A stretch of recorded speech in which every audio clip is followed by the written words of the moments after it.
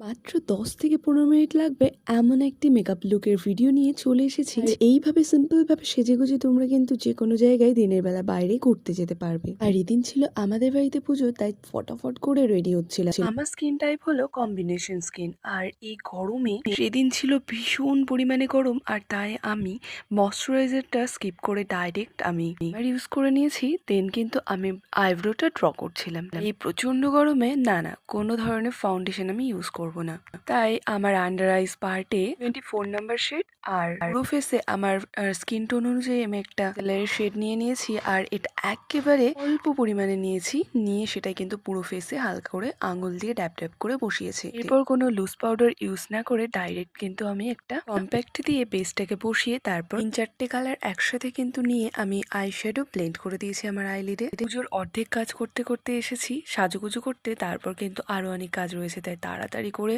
আমি কিন্তু আমার চুলটাকে হাত খোপা করে নিয়েছি। একটা লিপস্টিক দিয়ে শেষে কিন্তু গ্রিপ স্প্রে দিয়ে এটাকে লক করে দিয়েছি। টিপ পরা ভিডিও আর নিতে পারিনি, পরে কিন্তু আমি একটু মাস্কারা দিয়ে নিয়েছিলাম আর টিপ পরে নিয়েছিলাম। পুজোতে বসে গরমের মধ্যে ঘেমে নিয়ে একেবারে একসার অবস্থা। সেদিন ছিল ভীষণ গরম, তার মধ্যে কিন্তু ওই গরমে কিন্তু কোনো ফ্যান চালানো যাচ্ছিল না, কারণ প্রদীপ ছিল। আর সবকিছু মিলিয়ে একেবারে চোখের জলে নাকের জলে হয়ে গিয়েছিলাম। তারপরেও কিন্তু এক ফোঁটাও মাস্কারা ধুয়ে পড়েনি বা মেকআপটার কোনো ক্ষতি হয়নি। আর শেষে আমি ফটোগুলো অ্যাড করে দিলাম, সেই মেকআপটা কিন্তু সারাদিন ছিল।